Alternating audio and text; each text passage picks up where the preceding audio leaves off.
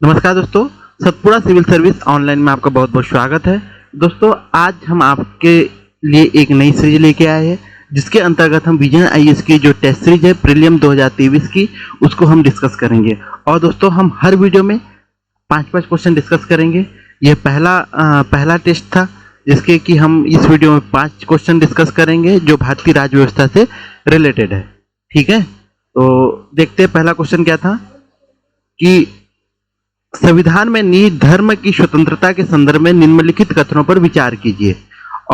कथन नंबर 1, इसमें किसी भी धर्म का पालन न करने की स्वतंत्रता शामिल है।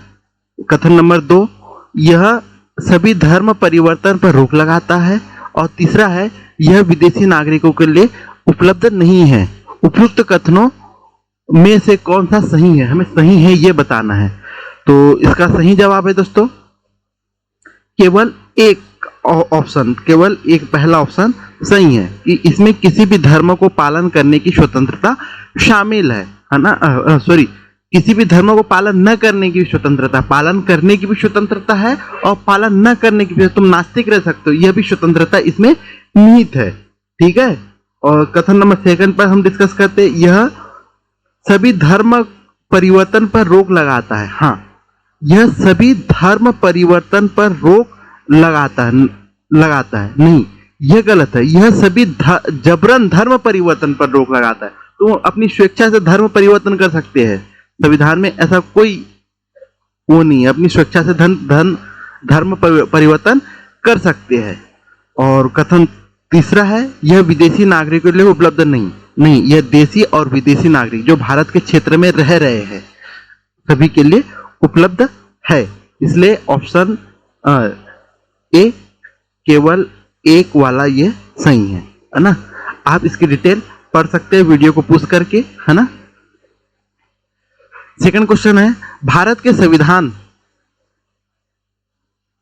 के अनुच्छेद 360 के तहत वित्तीय आपातकाल की घोषणा करने की शक्ति निहित है। आप बताइए किसमें निहित है। ए वित्त मंत्री में, बी संसद में, सी राष्ट्रपति में और डी भारत के नियंत्रक और महालेखा परीक्षक में। तो इसका सही जवाब है दोस्तों राष्ट्रपति में, है ना। आर्टिकल 360 के तहत राष्ट्रपति में यह शक्ति निहित है ना।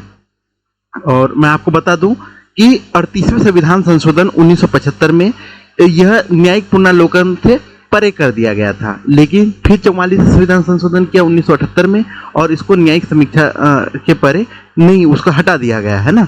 अब इसकी न्यायिक समीक्षा भी हो सकती है। और ठीक है, अगला क्वेश्चन देखते हैं दोस्तों कि हाल ही में the forest of India report 2021 प्रकाशित की गई है। इस संदर्भ में निम्नलिखित कथन पर विचार कीजिए, है ना। कथन नंबर 1 है, इसे प्रतिवर्ष भारतीय वन सर्वेक्षण द्वारा तैयार किया जाता है ना। सेकंड है, वन क्षेत्र 1000 वर्ग किलोमीटर से अधिक की वृद्धि हुई है।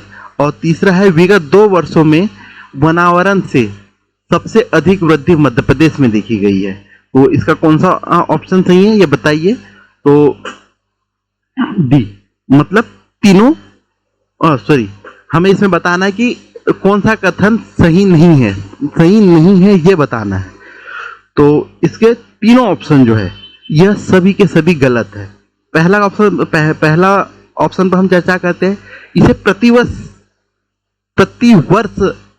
प्रकाशित नहीं किया जाता है, प्रति 2 वर्ष। फर्स्ट रिपोर्ट तैयार की गई थी 1987 में, है ना। आप याद रखना 1987 में पहली रिपोर्ट आई थी और 2021 में अभी करंट में रिपोर्ट आई है। ठीक है, तो इसे प्रति 2 वर्ष में तैयार किया जाता है। भारतीय वन संरक्षण इसे तैयार करता है और पर्यावरण वन और जलवायु परिवर्तन मंत्रालय इसे जारी करता है ना। इसलिए पहला कथन गलत है। सेकंड क्वेश्चन की बात करते हैं, वन क्षेत्र में 2021 की जो रिपोर्ट है इसमें वन क्षेत्र में 10,000 वर्ग किलोमीटर से अधिक वन की वृद्धि बताई गई है। नहीं, इसमें बताई गई है 2261 वर्ग किलोमीटर की वृद्धि हुई है, इसलिए यह ऑप्शन भी गलत है। और कथन नंबर हम तीसरे पर करते हैं कि विगत 2 वर्षों में वनावरण से वनावरण में सबसे अधिक वृद्धि मध्य प्रदेश में की गई? नहीं, सबसे अधिक वृद्धि मध्य प्रदेश में नहीं है, बल्कि आंध्र प्रदेश में है। सेकंड नंबर में तमिलनाडु और थर्ड नंबर पर उड़ीसा है।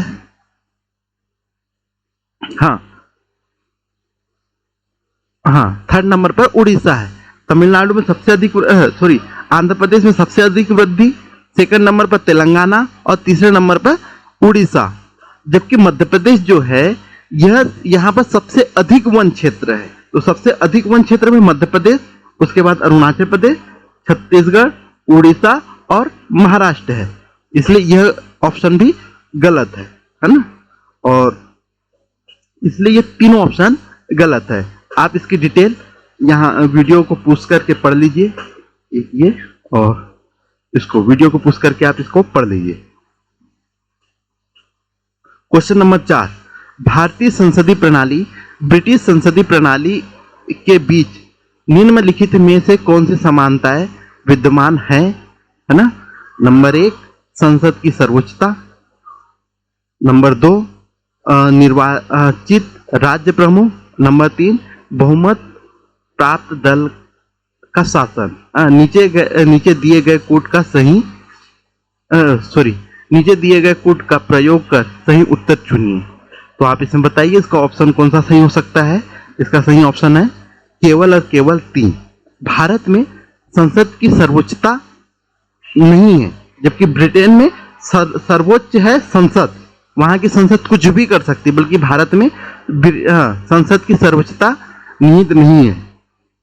सेकंड ऑप्शन को देखते हैं हम कि निर्वाचित राज्य प्रमुख, क्या दोनों में है?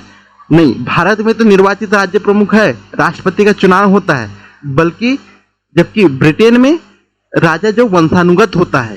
ठीक है, ऑप्शन नंबर 3 जो कथन नंबर 3 है, यह बहुमत प्राप्त दल का शासन होता है।